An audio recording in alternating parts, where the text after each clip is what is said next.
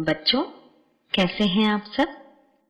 आपका हमारे इस चैनल पे स्वागत है। आज मैं आपको सुनाऊंगी दो मटकों की कहानी।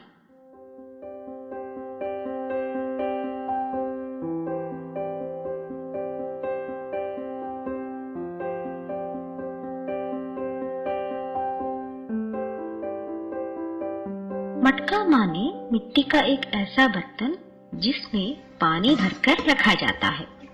पता है आपको, मटके का पानी पीने में बहुत स्वादिष्ट होता है और सेहत के लिए अच्छा भी। खास तौर पर गर्मियों के मौसम में मटके का पानी पिया जाता है क्योंकि मटके में भरा पानी ठंडा रहता है। चलिए अब कहानी सुनते हैं। एक छोटे से गांव में एक कुम्हार रहता था। कुम्हार उसे कहते हैं जो मिट्टी का बर्तन बनाता है। वो दिन भर मेहनत करके मिट्टी के बर्तन बनाया करता था। हर प्रकार के बर्तन वो बना सकता था, जैसे कि मटका, पानी पीने का बोतल, चाय कॉफी पीने का कप, पानी पीने का गिलास, न जाने और क्या क्या। वो भी इतने सुंदर सुंदर बर्तन बनाता था ना कि पूछो मत। बर्तन बनाने के लिए उसे पानी की जरूरत पड़ती थी और वो पानी लाने के लिए पास के तालाब में जाया करता था। बच्चों, तालाब का मतलब होता है इंग्लिश में पॉन्ड। उस तालाब का पानी बहुत साफ हुआ करता था।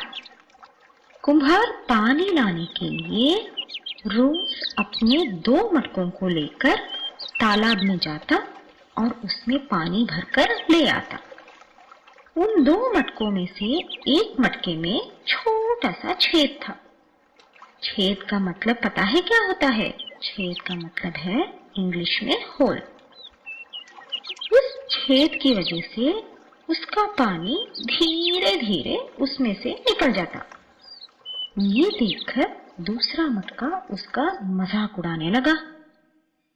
ओहो, देखो तो सही, तुम में तो छेद है, पानी धीरे धीरे बह रहा है।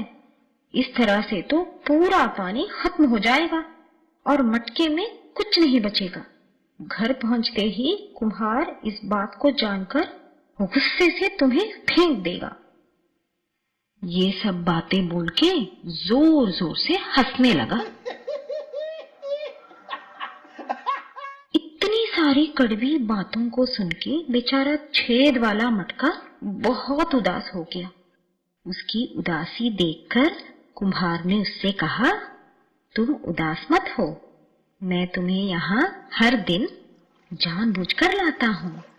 मैं जानता हूँ कि तुम में छेद है, लेकिन फिर भी मैं तुम्हें यहाँ पानी भरने के लिए लाता हूँ।